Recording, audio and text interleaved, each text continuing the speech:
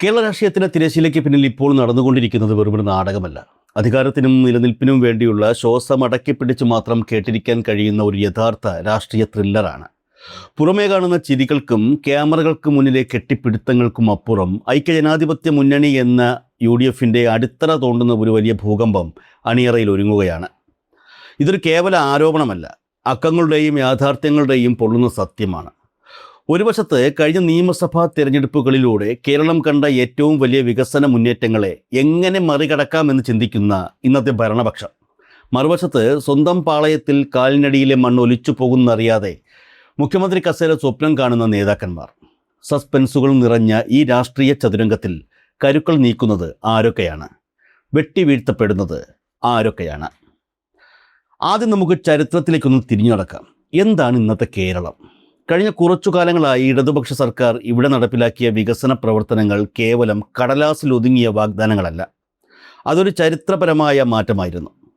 തകർന്നടിഞ്ഞ പൊതുവിദ്യാലയങ്ങളെ ഹൈടെക്കാക്കി മാറ്റിയതും സർക്കാർ ആശുപത്രികളെ കോർപ്പറേറ്റ് നിലവാരത്തിലേക്ക് ഉയർത്തിയതും നാടിൻ്റെ മുഖച്ഛായ മാറ്റിയ അടിസ്ഥാന സൗകര്യ വികസനങ്ങളും കേരളം നേരിട്ട് കണ്ടതാണ്. ഒരു കാലത്ത് വികസനം എന്നാൽ വെറും തറക്കല്ലിടൽ മാത്രമാണെന്ന് വിശ്വസിച്ചിരുന്ന ഒരു ജനതയ്ക്ക് മുന്നിലേക്കാണ് കിഫ്ബിയിലൂടെയും ലൈഫ് മിഷനിലൂടെയും വികസനത്തിൻ്റെ പുതിയൊരു നിർവചനവുമായി ഇടതുപക്ഷം കടന്നു വന്നത്.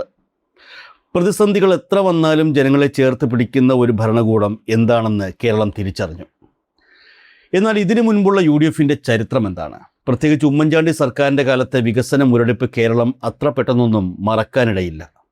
അഴിമതി കഥകളും സ്തംഭിച്ചുപോയ പദ്ധതികളും ഭരണസിരാ കേന്ദ്രങ്ങളിലെ ഇരുളടഞ്ഞ ഇടപാടുകളും മാത്രമായിരുന്നു അന്ന് കേരളത്തിൻ്റെ വാർത്തകൾ. വികസന പ്രവർത്തനങ്ങളെ എങ്ങനെ തകർക്കാം, എങ്ങനെ മരവിപ്പിക്കാം എന്നതിൻ്റെ ഏറ്റവും വലിയ ഉദാഹരണമായിരുന്നു ആ കാലഘട്ടം. പാലങ്ങൾ പണിതീരാതെ കിടന്നു, റോഡുകൾ തകർന്നു തരിപ്പണമായി. ഒരു ജനതയുടെ സ്വപ്നങ്ങളെ ഭരണത്തിൻ്റെ നിഷ്ക്രിയത്വം കൊണ്ട് എങ്ങനെയൊക്കെ ഇല്ലാതാക്കാം എന്നതിൻ്റെ ബാക്കി പത്രമായിരുന്നു അന്ന് നമ്മൾ കണ്ടത്. അതിൻ്റെ ഏറ്റവും വലിയ ഉദാഹരണമാണ് ക്ഷേമ പെൻഷനുകളുടെ ചരിത്രം. ഉമ്മൻചാണ്ടി സർക്കാരിൻ്റെ കാലത്ത് ക്ഷേമ പെൻഷനുകൾക്കായി കാത്തിരുന്ന ആ വയോധികരുടെ കണ്ണീർ ഈ കേരളം കണ്ടതാണ്. മാസങ്ങളോളം, ചിലപ്പോൾ വർഷങ്ങളോളം പെൻഷൻ കുടിശ്ശികയാക്കി ഒരു നേരത്തെ മരുന്നിന് പോലും വകയില്ലാതെ ലക്ഷക്കണക്കിന് പാവങ്ങളെ പെരുവഴിയിലാക്കിയ ആ ചരിത്രം നമുക്കെങ്ങനെ മറക്കാനാകും? ആ സ്ഥാനത്താണ് ക്ഷേമ പെൻഷനുകൾ ഔദാര്യമല്ല, അതൊരു അവകാശമാണെന്ന് പ്രഖ്യാപിച്ചുകൊണ്ട് ഇടതുപക്ഷം വന്നത്. കൃത്യമായി ജനങ്ങളുടെ കൈകളിൽ അത് എത്തിച്ചു നൽകിയപ്പോൾ UDF ഭരണകാലത്തെ ആ വികസന മുരടിപ്പിൻ്റെയും ജനദ്രോഹ നടപടിയുടെയും യഥാർത്ഥ ചിത്രം ജനങ്ങൾക്ക് കൂടുതൽ വ്യക്തമാവുകയായിരുന്നു. ജനങ്ങളെല്ലാം തിരിച്ചറിഞ്ഞു കഴിഞ്ഞിരിക്കുന്നു. ആ തിരിച്ചറിവാണ് കഴിഞ്ഞ നിയമസഭാ തിരഞ്ഞെടുപ്പുകളിൽ അലയടിച്ചത്. എന്നാൽ ഇപ്പോൾ വീണ്ടും അധികാരത്തിലേറിയ അഹങ്കാരത്തിൽ നിൽക്കുന്ന UDFിൻ്റെയും കോൺഗ്രസിൻ്റെയും ഉള്ളറകളിലേക്ക് ഒന്ന് ക്യാമറ തിരിച്ചു നോക്കാം. അവിടെ നമ്മെ കാത്തിരിക്കുന്നത് ഞെട്ടിക്കുന്ന യാഥാർത്ഥ്യങ്ങളാണ്. പടനായകന് സൈന്യമില്ലെങ്കിൽ ആ യുദ്ധം തുടങ്ങുന്നതിന് മുൻപേ തോറ്റതാണ്. അതെ, കേരളത്തിലെ പ്രതിപക്ഷ നേതാവ് VD സതീശൻ്റെ ഇന്നത്തെ അവസ്ഥ അതാണ്. കേൾക്കുമ്പോൾ ഗാംഭീര്യമുള്ള പദവി, ക്യാമറകൾക്ക് മുന്നിൽ വലിയ ഡയലോഗുകൾ. പക്ഷേ യാഥാർത്ഥ്യം എന്താണ്? 63 കോൺഗ്രസ് MLAമാരുള്ള കേരള നിയമസഭയിൽ പ്രതിപക്ഷ നേതാവിനൊപ്പം നിൽക്കുന്നത് വെറും 5 താഴെ പേർ മാത്രമാണ്. ഒരു നിമിഷം ചിന്തിച്ചു നോക്കൂ. നാമമാത്രമായ കുറച്ചു പേർ മാത്രം. സ്വന്തം പാർട്ടിയുടെ MLAമാരെ പോലും ഒപ്പം നിർത്താൻ കഴിയാത്ത ഒരു നേതാവ് എങ്ങനെയാണ് ഒരു സംസ്ഥാനത്തെ നയിക്കുമെന്ന് സതീശൻ അനുകൂലികൾ സ്വപ്നം കാണുന്നത്? ഇതൊരു ചെറിയ വീഴ്ചയല്ല. കോൺഗ്രസ് പാർട്ടിക്കുള്ളിൽ പുകയുന്ന വലിയൊരു അഗ്നിപർവ്വതത്തിൻ്റെ സൂചനയാണിത്. പാർട്ടി നേതൃത്വത്തെയും MLAമാരെയും ഒരു ചരടിൽ കോർക്കാൻ കഴിയാത്ത VD സതീശന് മുന്നിൽ വലിയൊരു വെല്ലുവിളിയാണ് ഉയരുന്നത്. മുഖ്യമന്ത്രിയാകാൻ കുപ്പായം തുന്നി കാത്തിരിക്കുന്ന അദ്ദേഹത്തിൻ്റെ മോഹങ്ങൾക്കുമേൽ വീഴുന്ന ഏറ്റവും വലിയ ഇടുത്തിയാണിത്. MLAമാരുടെ ഭൂരിപക്ഷ പിന്തുണയില്ലാതെ എങ്ങനെ ഒരാൾ മുഖ്യമന്ത്രി സ്ഥാനത്തേക്ക് വരും? ആ ചോദ്യത്തിന് മുന്നിൽ കോൺഗ്രസ് നേതൃത്വം തന്നെ ഉത്തരം കിട്ടാതെ വിയർക്കുകയാണ്. കണക്കുകൾ ഒരിക്കലും നുണ പറയില്ല.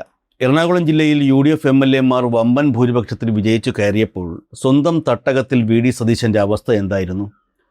ഉമാ തോമസിനെ പോലൊരു പുതിയ സ്ഥാനാർത്ഥി 50,000-ൽ പരം വോട്ടുകളുടെ ഭീമൻ ഭൂരിപക്ഷത്തിൽ വിജയിച്ചപ്പോൾ പ്രതിപക്ഷ നേതാവിൻ്റെ ഭൂരിപക്ഷം വെറും 20,000-ൽ താഴെ മാത്രമായി ഒതുങ്ങി.